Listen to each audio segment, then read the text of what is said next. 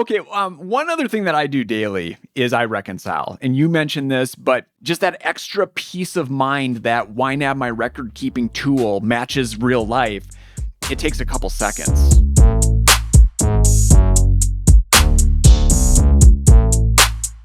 How you make it, how you wanna make it, how you make it, how you wanna. You are not alone. No, you are not. All right, Ernie, today we're talking about routines, YNAB routines. We're going to talk about how you maintain, I say maintain. It's for some people, it's like entertainment for them, right? And they go into YNAB and they do things. I mean, it's like that for me, right? But there's things you gotta do, and you got to do it on a regular basis. So we're talking about what it looks like to maintain YNAB, and what kind of cadence you should be working with. Yeah, especially for new YNABers. You set it all up, and it's like, okay, what's next? How do I actually use this tool? So we want to walk through all the various routines that you can have. Daily, weekly, payday, monthly, yearly. Now, you might not have all of those cadences, but there's going to be a number of them, and we're going to walk through everything. So what Ben does, what I do, and what we know other YNABers do as well.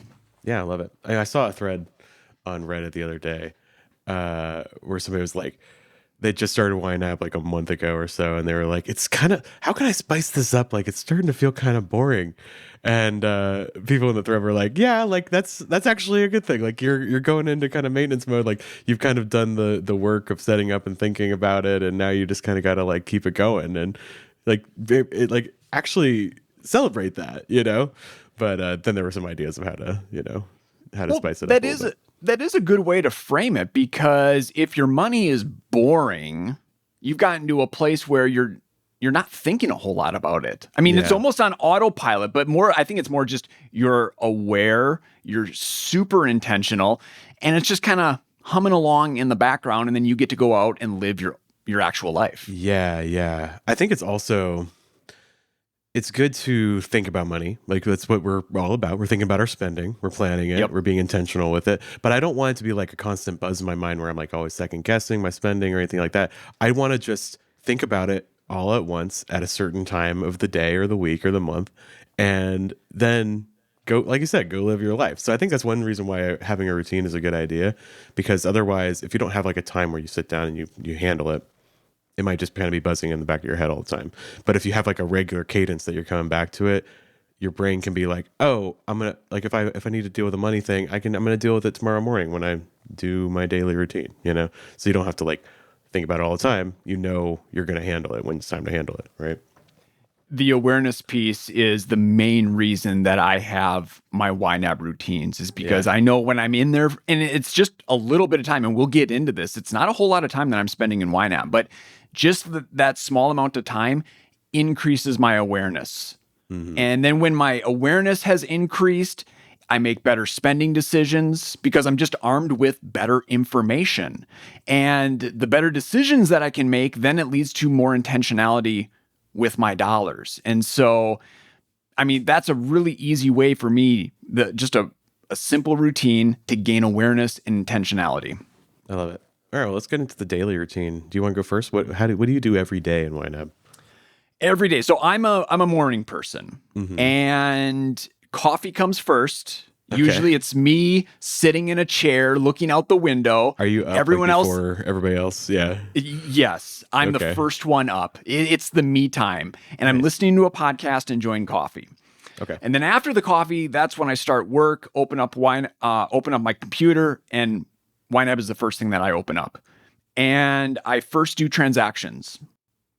So I'm actually not importing because they import automatically, but I'm categorizing and approving the transactions from the day before. Mm-hmm. And then the other thing that I do daily is if I'm running errands, spending money on the go, I enter those on my phone. Okay, sure. So really in the morning, a lot of times it's the imports are matching to the manuals that I did the day before. Right, right, yeah, and that's always like a thing for me is like, can I get all of the transactions that have a little chain link icon next to them and they all match? Right.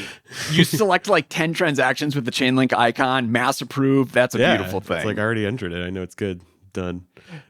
Yeah. Oh So, yeah. and then anything that I didn't enter myself, that gets categorized and approved. Okay. So I start with the transactions, and then once my registers are good to go, I hop over to the categories and I look to see if there's any overspending that I need to deal with. And then every so often, I'll just glance through those other available balances just to see where I'm at with my other categories. Nice. So you talked about like more of the morning, so and which I found really interesting. So I'll talk about my mornings. Some days, so it's always a question of like, am I taking care of the kids or is Caitlin taking care of the kids? Because we like trade off. So some days I wake up, I shower. My two younger kids are usually like watching a little show or something or playing. And I shower and I get breakfast going and I wake up my two older kids and then we get them ready for school.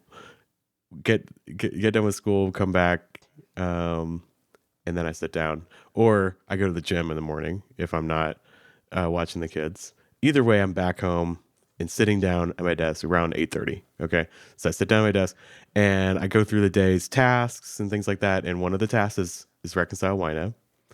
And I actually have a link. So like in Todoist, I have a task called reconcile YNAB, and there's a link that I click on, and it opens up a side-by-side view of my bank and YNAB, which is like an absolute delight for me that I can click a button and it does that.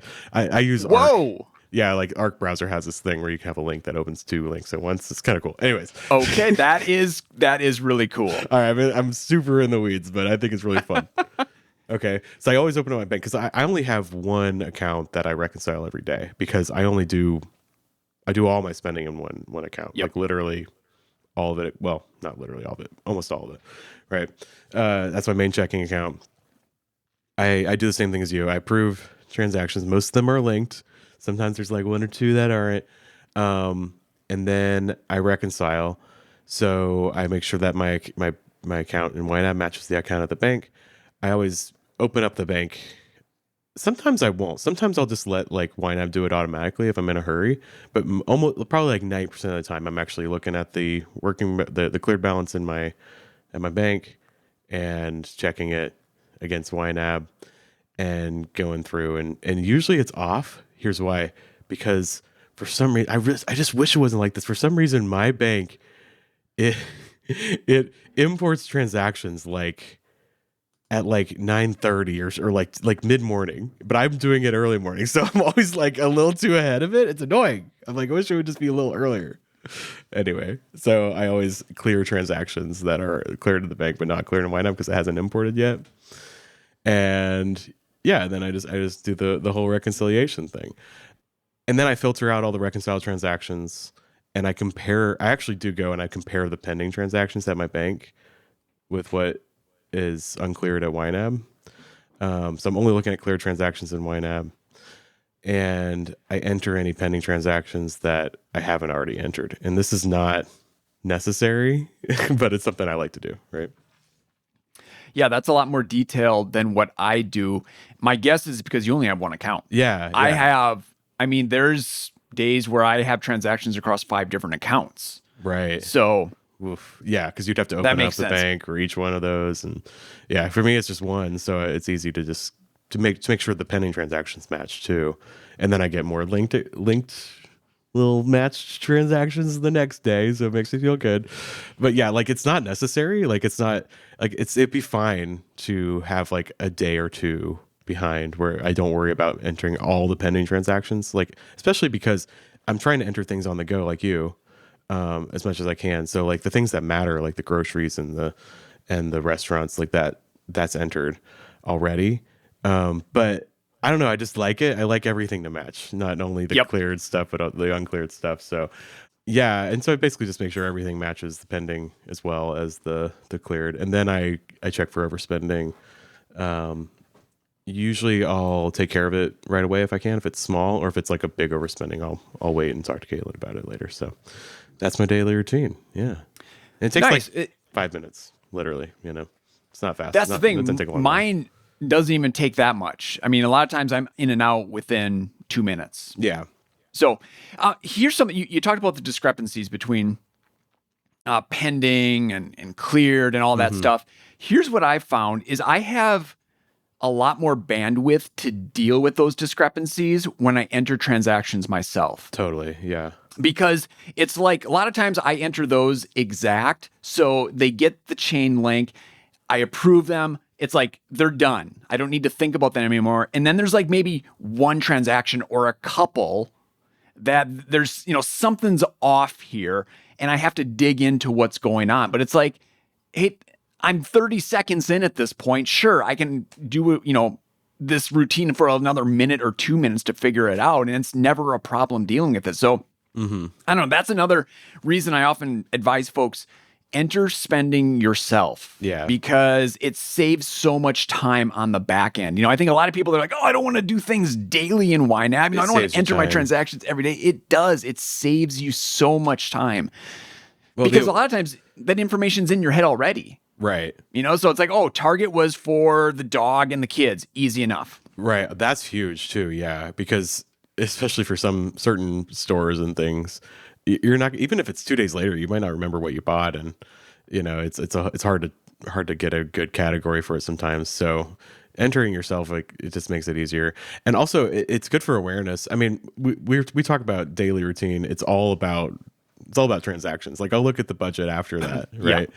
But it's all about transactions. But like, the point is the categories, right? And how much we have available. So if you're checking your plan as you spend, it kind of gets into you. And also if you enter those transactions, especially on your phone, because there's that animation that pops up and is like, okay, this was the amount, and now this is the amount. And like, that's I love that. I still don't take it for granted today, because it's just like it's so neat, because it shows you. I wish there was something like that in the web app, because it shows you the impact of what you just did. Yes.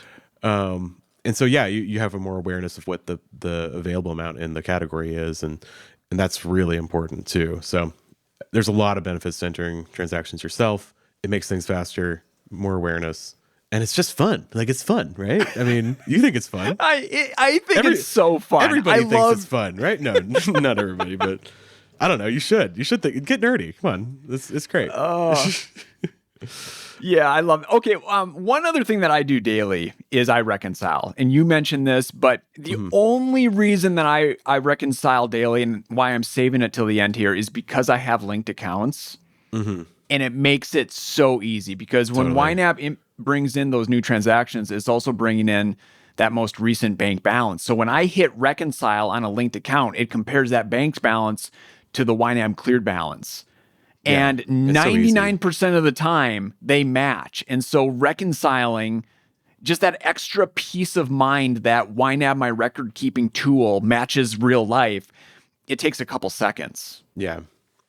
And if I didn't have linked accounts, if we didn't have that reconciliation linked account feature, I would only reconcile once a week. Interesting. Yeah.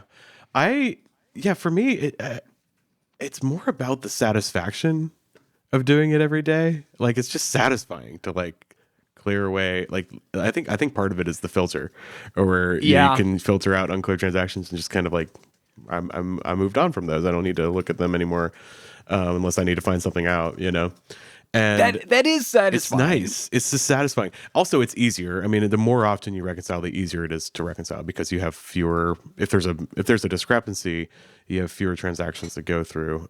Especially if you're doing things all manual. It's just a piece of cake. I mean, and I only have one account, so the reconcile is so fast for me. But yeah, I could see if I had 5 accounts, it might be kind of a lot for one day. Because I do not want to sign in to my actual bank. Like, I just want to open up YNAB and stay in YNAB. I want the time in there to just be super quick. Yeah.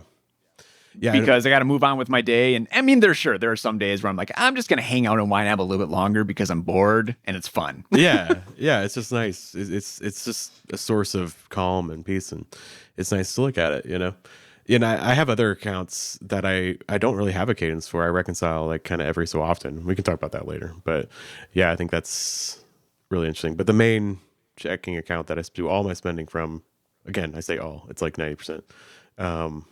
yeah, just every day. Do it. It's fun. Yeah. So I think bottom line here, daily routines come down to transactions and looking at the categories, Yeah. making those adjustments. And reconcile And then every if day you- if you want. Yeah. If you want to, you can reconcile every day, but definitely don't have to. Yeah. I mean, I feel like weekly or every payday is a sweet spot for a lot of people, or once a month is like a minimum, I would say. Otherwise, it's going to get funky if you don't. So do it every at least once a month, but every so often is fine too. All right. Well, are there any other like daily routines you've heard people do? Should we move on from that? There's people who pay off their credit card daily.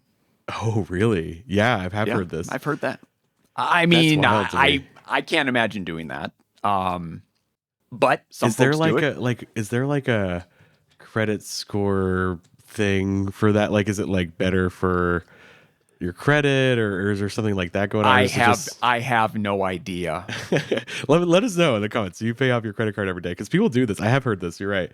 Where it's just like, maybe it's just like, I don't like the idea of having debt, and it's technically debt, so I just want to like pay it. You know, it could be a trust issue.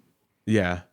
You know, maybe trust I yourself too. trust in yourself, right? Yeah, like I'm a little worried about carrying any balance even for a day or two. You know? Yep. That's interesting, because it is interesting if you're using YNAB and you pay off your credit card in full. You have the ability to pay it every day. Like you're using a credit card, but you're not using credit in the sense of I don't have the money to cover it right now, right? Right. So every purchase has money to back it up. So yeah, you could pay it every hour if you want to. I wonder if there's somebody at the credit card companies there's like, what is this guy doing? Why are they paying the credit card every day? What a weirdo. Yeah.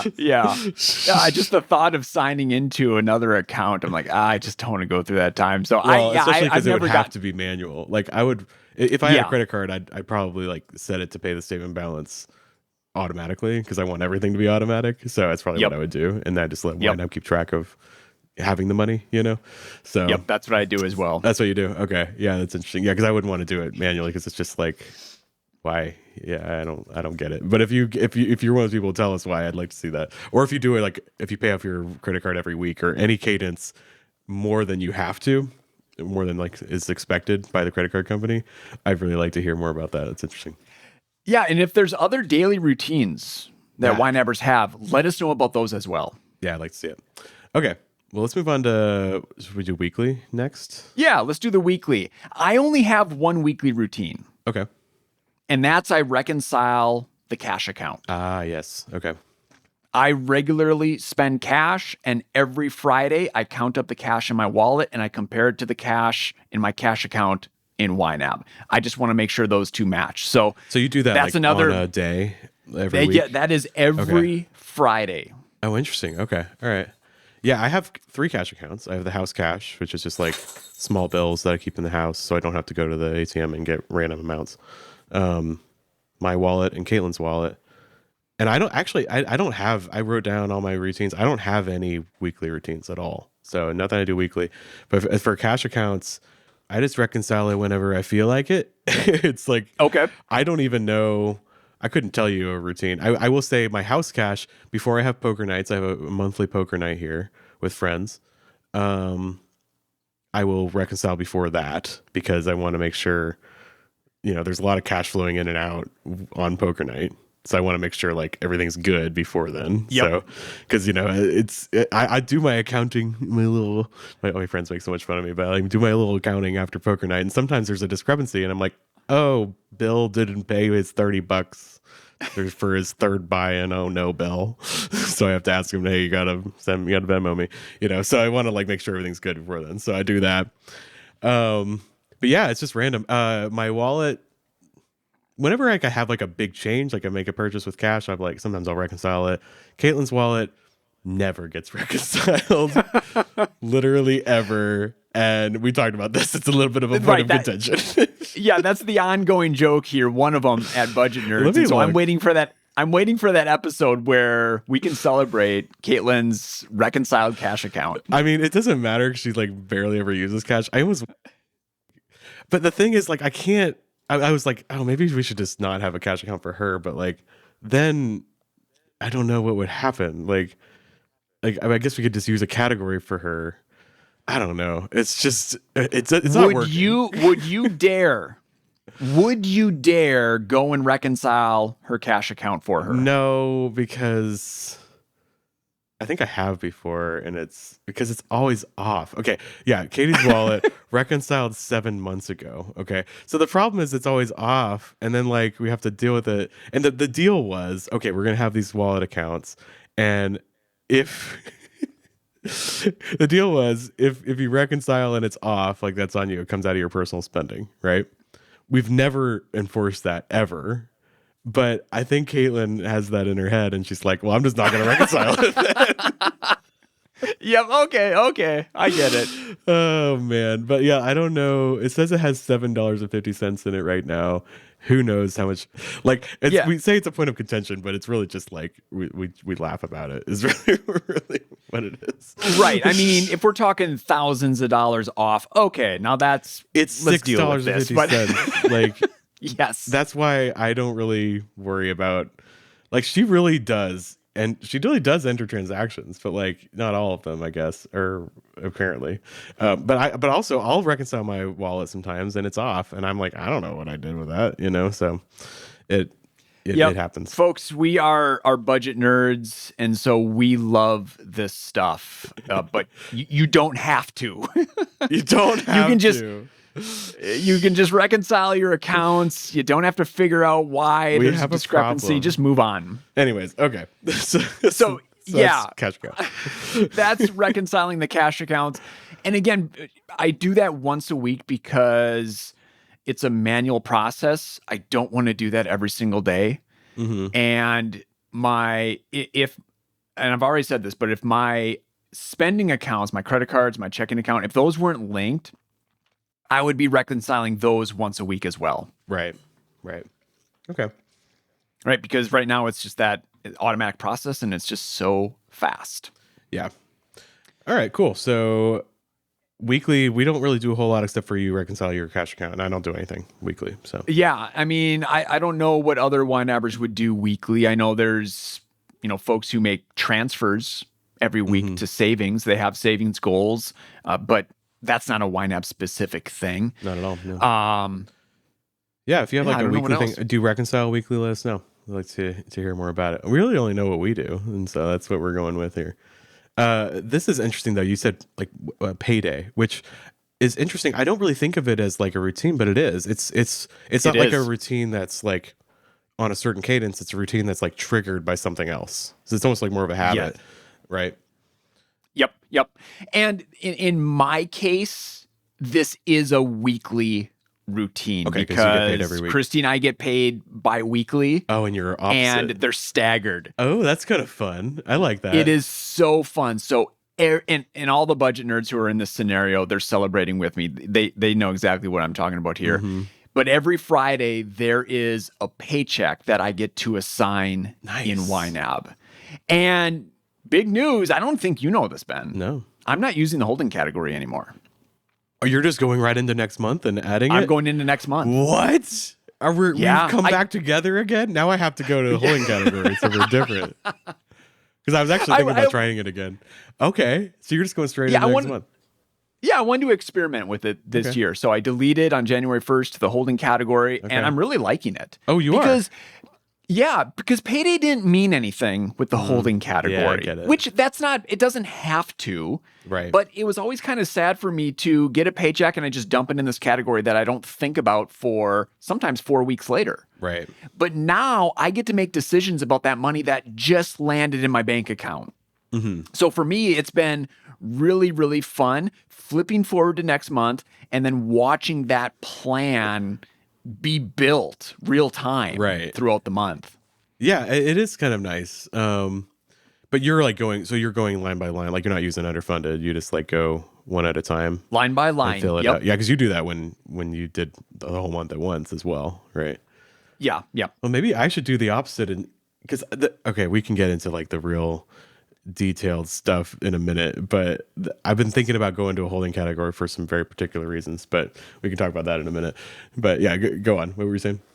I was just going to say that I found myself going through the questions. Oh yeah. Primarily I start with stability. Uh-huh. Like I focus on, okay, what are the next bills? Then I get into my non-monthlies, and then I end with the creation question, the goals, large and small. Nice. Okay. So it's been kind of fun to walk through those and just kind of see how my mind automatically starts asking myself those things. Yeah. Well, I am embarrassed now because I just go to the next month, hit underfunded, and that's it. There's nothing wrong with that, though. Yeah, but it is a little womp womp. Like it's kind of like, it's actually kind of like payday. Yeah, payday doesn't mean a whole lot to me either, because it's just kind of like, oh, I just stash it in. Actually, I stash it 2 months in the future because I like to be 2 months ahead. So it's just kind of like sticking it out there and then coming back, and I don't care where YNAB puts it. YNAB has its prioritization process based on dates of the targets and like where you put it, all sorts of criteria. Yep. And it just picks it for me. But because I know by the time the first comes around, it's going to be fully funded. But yeah, that's how it works for me. So it's part of the daily routine. It's just added on whenever there's payday. So I go through, and if there's new money, I switch it, look at it, I'm like, oh, there's new money. I go forward 2 months, hit underfunded, and it funds everything. And then once it's fully funded, so toward the end of the month, that 2 months ahead will be fully funded. Anything that's left over, I stick into a margin category. It's just what we call margin. It's holding category. Yep. And it just sits there for a month until we have, my wife and I have a meeting to talk about what we want to do with it. So it just kind of hangs out there. I don't use it until that new month, the beginning of that month. And then we talk about it, and we say, okay, what's coming up this month that's kind of different, that's not part of the regular cadence, or like what goals are we going after. We put the money there. We just did that yesterday, actually, because we had like a bit of an emergency budget meeting yesterday, because oh man, this month has been weird. We've had like so much sickness and medical bills and things pop up, and we also got a refund for taxes, so it's just like we've really had some money to work with. So sometimes we'll do it in the middle of the month too, but it just sits there, any extra that isn't part of the regular targets, Nice. Yeah, so I do all the daily things as well on payday, and here's what that looks like. It starts with transactions, so categorize, approve, reconcile, I make adjustments. Mm-hmm. And then finally, the last thing I do is assign those new dollars into the next month. Yeah. Can we get in the weeds for a minute about... absolutely. So because of the way the software works, I've actually been thinking about going back to a holding category, which is so funny that you're not doing it this year. And now I'm thinking about going back. It's because of overspending. Okay. Because, like things get weird with overspending because... especially cash overspending, because it's removed from the ready to sign in the next month, right? It's actually removed from ready to sign in the furthest month ahead that you have any assignments, right? Any money that's assigned. So, and because I'm 2 months ahead, it's like, it's a little weird. So I have some overspending sometimes that I leave in YNAB because I want to talk to Caitlin about it. But we have that cadence of monthly. We do our routine, right? So we don't really sit down and talk about it until then. And so it kind of messes up my payday routine, right? Because, okay, like let's say I have like $200 of overspending, or it's like a weird amount. It's like $212.33 of overspending. Yep. Right. So 2 months ahead, it shows negative that amount, right? So what I'll do, I was trying to see how I can explain this.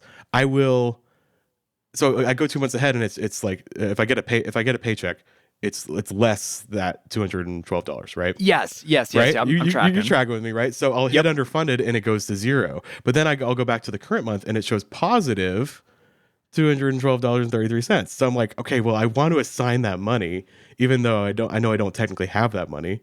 So I'll go forward, and I'll find a category that needs at least that amount, and I'll stick it in that category, just so it becomes negative in the future month instead, because I don't want to have the positive showing in the current month. But I also don't want to use the payday from this month to cover overspending in the current month. I want that all to go into the future month. And then I'll deal with overspending within the current month. So it's just like, because of this, and it is true. Like, I'm not following like the exact rhythm of like, if you see overspending, cover it right away, because I want to talk to my wife about it. So just because of that difference, I have to do this like weird song and dance with going forward and like artificially funding something that isn't there and then coming back. And it's annoying. You understand what I'm saying? Like, does it make budget nerds? Do you get what I'm saying? Surely other people totally know what you're saying, but it was off my radar because we do most of our spending on credit card. Right. Yeah. If I'm not dealing with cash. If I use credit cards, this wouldn't be a problem at all, right? Because I wouldn't have any cash overspending.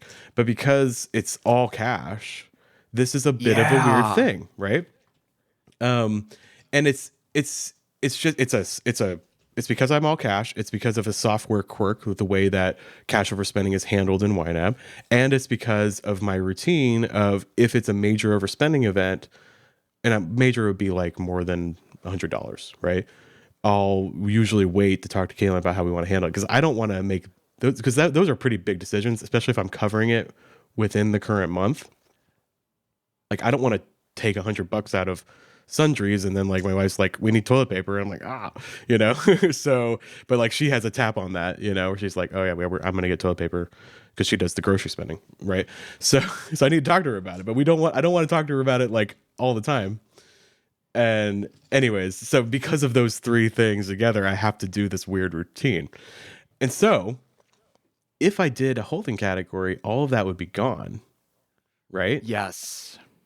So maybe I should try that again. But I tried it like years ago and I just hated it. And I don't remember why I hated it. So maybe I should try it again and see if I still hate it. Well, this brings up a good point. The workflow has to work with the routine, right? You're kind of, the way you approach YNAB has to kind of be structured around that routine, vice versa. Mm-hmm. Yeah, interesting stuff. And it's not a big deal. Like, it's easy to do. It's just annoying. You know what I mean? Yeah. So like, I wish because you have to like remember an amount and like copy it on your clipboard and then like bring it over. And it's just like, I could just not do any of this. Also, I feel like I'm not like YNABing right, because I'm kind of lying a little bit to YNAB, because I'm like, and I'm assigning money that I don't actually have technically. And we just talked about that, Ben. Lying to YNAB, and I am. Common mistake. And I am. But like, I know I'm going to handle it as soon as I talk to Caitlin about it. But like, it's just, getting that. I don't want to like have to talk about it every time there's overspending. So, right. I'll try it. Maybe I won't. I don't know. I'm not promising anything. Maybe I'll try it. I'm just trying to think how that would work, especially since I'm 2 months ahead. I guess I need 2 holding categories. Yeah, it's a mess. Oh boy. Yeah. It's a mess. It's a mess. See, it's a mess. I don't know. It's interesting though. All right, we'll talk about that another episode. Maybe I'll try it. Yeah. Thanks for allowing us to go into. You guys love it. You guys love it. Our top most watched video is the messy budget episode, which we're like, oh, people are really into like software stuff. So you guys get it. Yeah, you guys love us talking about it. So. And good news, we're doing another messy budget. We're going to be doing it live at the end of March. Oh my gosh, I am so nervous and also excited about that. Because it could be a disaster. We could fail completely. I feel like it's gonna be those game shows where like we're stumped and people are just screaming the answer at us in the comment section. Point, because we have the chat behind us, it's probably gonna be more successful, because we can be like, what we should do is like not look at the chat and just we're stumped and then look at the chat. Be like, all right, what are we missing, guys? Yeah, watch us breaking out in cold sweat. Okay, so back to the payday routine. Mm-hmm. You've covered yours. Mm-hmm. I've covered mine. Anything else outside of the daily and weeklies that people would do on payday that we haven't mentioned? I could see a lot of people reconciling on payday. Like if they don't want to reconcile every week or every day, a payday is a good time to reconcile, because a lot changes in the budget and you're making decisions about how you want to assign your money on payday, and you want to make sure you're working with accurate information. So I would even say, usually I say, hey, monthly reconciliation is the minimum, but I think Payday would be probably even better because you don't want to make decisions based on information that's inaccurate. You know what I mean? So I think that's huge. I mean, you can reconcile all these cadences. You can reconcile. You can reconcile every day and also on every payday and also weekly and whatever you want to do. And I think it's worth saying, especially for the new YNABers that are listening, YNAB works with any pay cycle. Oh, yeah. So we're bi-weekly. I think a lot of people are, but it can be you get paid every day, every week, once a month. Doesn't matter. There was one point in my life when I had 2 jobs and Caitlin had 1 job. And we both got paid. She got paid bi-monthly and I got paid bi-weekly. Anyways, we had 6 paydays every month. Yeah. Which is fun, which was great. So fun. I missed that. Now we just have 4, but and sometimes they combine, like because she gets paid on the 15th and the 30th. I get paid every other week. So sometimes they combine together, and it's like a big. But again, I just go and hit underfunded, and who cares, you know? So it's kind of funny. All right, let's talk about monthly. Yeah, this is another big routine cadence in the YNAB community because of the way the software works when it rolls over from the current month to next month. Mm-hmm. And the big thing is the money that's still available in the categories, it rolls over and it's available in that category for the next month. So I always make sure that I don't have any overspent categories because the overspent amounts do not roll over into that next month. Yeah.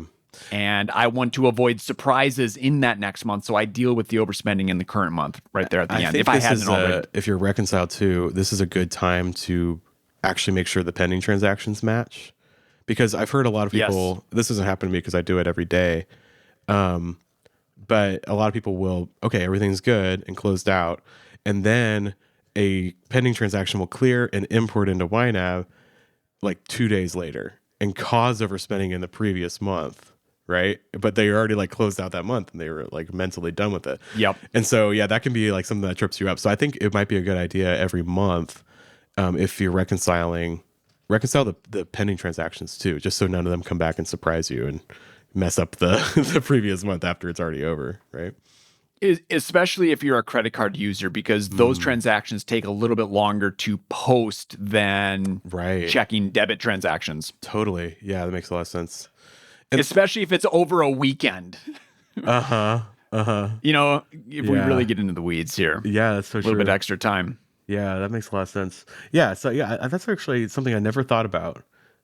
Maybe like an added thing is when you do your routine at the end of the month, reconcile the pending transactions. Just make sure they match, just so you're not surprised by anything that comes up later. Yep. Cool. Okay.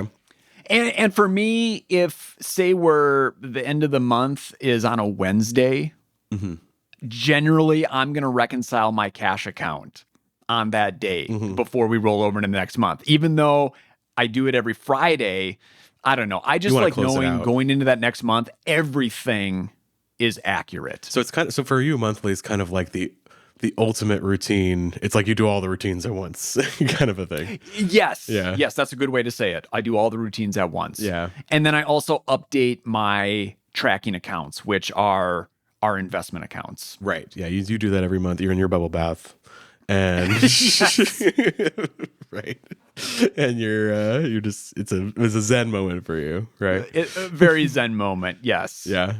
For the investment accounts, for me, again, literally whenever I feel like it. There's no rhyme or reason to it at all, which is funny because my net worth, because like hopefully the investments are going up, and I'll also update the home value too. I'll look up at like Zillow and Realtor.com, and like those aren't accurate, but I get like a vibe, and I'll up it a little bit. So it's funny because my net worth will like bump up a little bit, like at random intervals, because I only reconcile my investment accounts. Sure. Like, I don't know, whatever. Like sometimes it's like 2 months, sometimes it's like 5 months, So it's whatever I feel like doing. I don't know.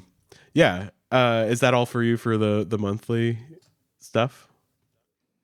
I think so. Okay. I mean, there's another thing that I know we recommend a lot of YNABers do is just check the credit card payment category. Yeah. Just making sure that you have enough Make sure it set aside matches. for your upcoming payment. Yeah. Or at least that you are aware of where you're at in case you need to assign a little bit more to get you to the amount that you want to send to the credit card company. Yeah, because I guess for most of the time, the statement of balance transaction is coming soon. Is that how it works for credit cards? Like, do most people just pay it monthly, or is it like in the middle of the month when it comes out, or is it different for every credit card? I don't even know. I think it's different for every credit card. Yeah. I mean, a lot of them, at least all the ones that I've had, you can set your due date. Oh, okay. And That so makes a lot of sense. I've just staggered them throughout the month, and they're Okay. just all random dates. Okay. Yeah, just for cash flow purposes, I guess. That makes sense. Yep. Yeah, I guess for most people, if they weren't using YNAB and they weren't like a month ahead or something, they might want that due date to be like right after their payday, right? So they might think of it that way. Okay, yeah, that makes a lot of sense because like the monthly turnover is arbitrary. Like there does, I think there needs to be a moment where like things turn over to a new plan. And so we just do it monthly because a lot of bills are monthly, but yeah, it doesn't really matter. It can be anything really. So that's interesting. Okay. For me, monthly, pretty much everything's the same because I'm reconciling every day. I'm going through pending transactions every day. Except the budget meeting, which I'll just like go through like what a budget meeting looks like for us. And usually it's at the beginning of the month, but sometimes it's like 2 weeks into the month because we're having a month and all the kids are sick and we just like can't make it happen. But yeah, so usually it's the beginning of the month. We assess how much we have in margin. So I talked about that margin category. That's anything extra above our targets, which since we had that big change in cash flow has been pretty large. It used to be like $300 a month and now it's like closer to $1,000 a month that is in margin. So it's pretty sweet. It's nice. I think I want to keep it this way because it's nice to have more flexibility in how we assign money, you know? So we assess how much we have in margin. I'd usually move it all up to ready to assign. And then we cover over any overspending that I couldn't cover within the current month. So if there's like a really big bill that surprised us and I couldn't, it was like a large amount. Sometimes I'll take it out of margin, but usually I'll try to cover things from within the current month.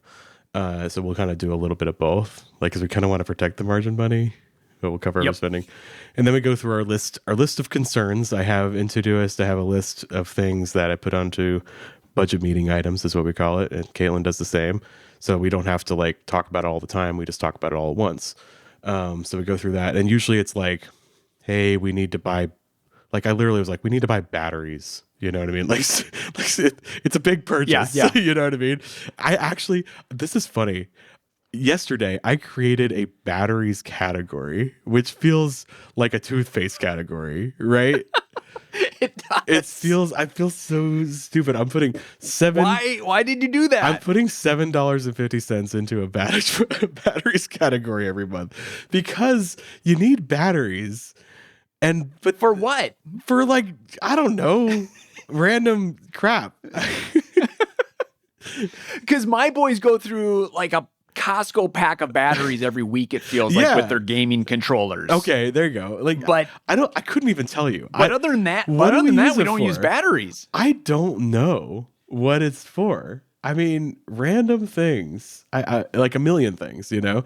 And then like we run out, but like we don't run out like once. If it was once a week, I could just like work that in, you know. But this is it's a non-monthly. It's like a random time. Like, oh man, we need batteries again, and it's like always a problem because I'll put it on my sundries category, and batteries are so expensive. It's like it like obliterates my sundries category, and then we like can't buy toilet paper. So and then we have to like have a special meeting to fund the sundries category, and I don't want to do that. So I was just like, let's create a budget batteries category. We're gonna put $750 in there a month. It feels so stupid, but but like I don't want to put it in sundries anymore, and that's the only other category that makes sense. So that's why. So this is going to save you time in the long run. I think so. It's an experiment. We'll see.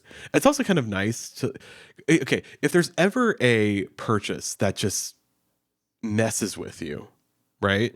And that's what batteries is for me. It's just one of those things that just like blows a crater into a category that otherwise hums along really nicely, right? I was like, I just need a new category for this because it's a bother. You know what I mean? So we created it, and yeah, so now we have that. So I'm really excited about it, but also I feel really silly about it at the same time. I'm like, this is so Well, what's going to specific. happen, you'll use it for a year, you'll dial in where your battery spending is, and then you can kind of work it into sundries and delete the batteries Maybe, category. but like then I feel like, yeah, maybe. I think that might work actually. Maybe it's just we just don't have enough in sundries, but I feel like sundries could always be spent. It's like sundries is partially discretionary and partially not. You know what I mean? Because it might be like, oh, we have a bunch of money in there, so like let's buy. I can't even tell you like something that the house needs, but it's also just like routine, like cleaning supplies and toilet paper and paper towels and stuff like that. So it's like kind of a mix, and so I think that's why. I don't know. Well, maybe I'll have a batteries category forever. We'll find out. So, anyways, so why was I talking about that? Oh, yeah, we're going through our list of concerns. So, yeah, that was one of the, so it can be really specific, like we need batteries, or it could be like really broad, like, hey, we need to increase our giving to this charity because we want to, or something like that. Like, it can be really broad, or it can be like, hey, Josie has a birthday coming up next month, and we want to buy party supplies. We have a category for that, but sometimes it's like need a little extra there, So sometimes it's like this category needs some extra, or it's like a totally new thing that we need to worry about, or it's a list of larger goals. Like we have a category called goals, and yeah, we're doing that whole thing. Like what goals, large or small, do I need to prioritize? And we're going through those, and so we cover, once we've like covered all the ankle biter things, we go through that. And we fund those things. So that's what the budget meeting looks like.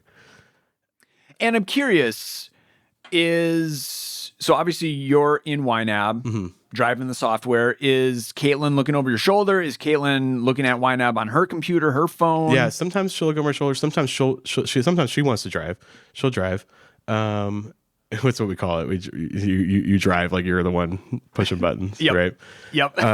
Yesterday, she sat at her desk over here and looked at YNAB herself, and we just talked side by side. So we do a little bit of different things. Sometimes we'll sit on the couch and be on my phone, or like have a laptop and do it that way. So it's kind of a lot of different ways of handling it. Yeah. Well, I'm glad you brought this up because that if you have a partner, that monthly or that meeting with your partner about YNAB is a routine. And so Christy and I, we do that once a month as well, though our YNAB meeting is so much more casual. Yeah. I think most people are. We're in the same room together because I need her 2FA codes. So, yes. As I'm signing into all of her retirement accounts. Yeah. But, she's usually on the couch playing a game on iPad or maybe working or something like that. And then I'm in the bathtub. I'm in my chair. Just running the software, right? I'm driving things. I'm doing all that stuff. What a vision of you, like getting in the bathtub, like yelling out the bathroom door. What's the code? Code for the thing. Yeah, it's hilarious. Oh, it's really funny because there's been times where, actually quite often, where she'll be traveling at the end of the month, and I'm texting her at night like, hey, is now a good time? Yeah. What's the code for your Trust Point account? Yeah. That's the whole thing. Yeah, it's funny because there was a time when we had the same password manager and we could do that, but then like she changed her job and she has a different password manager, so now I have to ask her for 2FA codes all the time. It's so annoying. Anyway. Yeah, it is. But what I'm doing during that time is communicating with her the stuff that she would be interested in. So here's how much fun money you have left. Here's how much we have for Ridge, our dog. Here's how much we have in trips. Okay. I tell her where her investment account balances are at, though I don't think she's like, whatever, actually cares. Yeah. Sometimes I'll update her. Here's how much we have remaining on our car loan, our mortgage. We talk about next month. I'll ask her, is there any spending out of the ordinary that we need to plan for? And then if there's an inflow that we weren't expecting, tax refund, bonus, something like that, we'll talk about what we want to do with that. But generally we talk about that when it actually hits our account. And you don't talk about it sounds like you don't like talk about amounts so much. It's more like what do we want to do? Because like when Kayla and I were like, okay, we're gonna put 250 here, we're gonna put 275 here, we're gonna put 150 here, right? Is it? Do you more decide on the amounts after you get the vibes? Not specific amounts. They're very rough. Okay. And then I'm the one who kind of makes it really specific based on where we are currently at. Yeah, interesting. Okay. Yeah, because our budget meeting is like, it's I think formal is like more of a way to say it, because like we're talking about like cents, like we're talking about particular numbers, and Yep. And Caitlin's a little more nerdy than Chrissy is, I think so. Yeah, it makes sense. I have one more monthly routine that I do. Okay. That I love. I've only recently started doing it. So Overfunded. Do you do anything with the Overfunded auto assign option? No, so this is I've only been doing the assigning into next month. This is only my second month. Oh, right. Actually, it is my second month. And so no, I haven't been using Overfunded, but it's been on the top of my head of, hey, this is something that I need to start checking. So yeah, let me explain what Overfunded is. So there's a category type or a target type, where it's like a top up target. So basically if you set aside a certain amount, and if you don't spend all of that money, it'll ask you to like top it up for the next month. So like, let's say you put in $50, but you only spent $30. So $30 rolls over, and it's going to ask you not for $50. It's going to ask you for 20, right? So you always have, so it's kind of like, I think of it like a use it or lose it category is the way I think of it. Yes. Right. And I never used this target type for a long time. Like I was old school. This was a newer, way of doing targets that came around later on. So with this big change in our cash flow because childcare changes, we've kind of like gotten a little more loose with the targets. We've changed things around, and I'm using a lot more of those top up targets. So because of the routine of how I do it, because I set all the money aside for next month, and I don't use a holding category, YNAB asks you for the full amount. And so that's the thing. It's like, it doesn't actually ask you for the top up amount until the first of the month, because it doesn't know if you're going to end up spending, it just doesn't know until the beginning of the month. So so on the first, I'll hit the focus view Overfunded, and it gives me a list of all the categories that have more money in them than is technically needed based on the target. And I'll just go through them, and I go through it one by one. I hit the Overfunded button in auto assign. It removes the money from the category, puts it into ready to assign. And then once I've skimmed all that extra, I kind of see the amount and ready to assign, and then I put that into the margin holding category before our budget meeting. And I just really enjoy it because it's like a little present. Like it's a little extra. Yeah, it's like finding $20 in your winter coat. Yeah, it feels like that. And because it's like several categories, it adds up to like, a couple $100 sometimes, or like maybe like $100. It's nice. It's kind of fun. So I enjoy that process quite a bit. Now, if I go to the holding category method, I would lose that. I wouldn't have that. You would. Yeah. So I don't know. That might be a little bit of a bummer, unless I'll wait until like the 31st and then funded next month, and then I could do it the next day. That would be a little silly, but. Or you could do I just realized this. Here's why I didn't use Overfunded in February, is because at the end of January, I went through the categories that had leftover and made a decision about the money right then and there. Uh-huh. And generally, the only categories that I'm looking at for leftover: groceries, gas, and eating out. And if there was extra there, I think I just moved it somewhere to another category. And let's be honest, there's never any extra there. Right? Okay, I'll speak for myself. There's never extra in dining out. I'm always covering over spending, so it's always zero, right? Okay, we have been having some extra in those categories. Wow, okay. And here's why. We'll get into the weeds, with this again. So I assign to groceries based on average spend. Okay. And that number right now is very high because we had a meal, one of those, drop off at your door meal plans for a number of months. Right. And that was definitely more expensive. Well, since then we've canceled it. Okay. So I've been putting more money. Yes, and they're on the high side. Well, it's kind of nice because you can see exactly how much you're saving by not doing that service. That's kind of cool. And it feels good because my overspending, I'm not overspending in groceries. Right. And I don't know.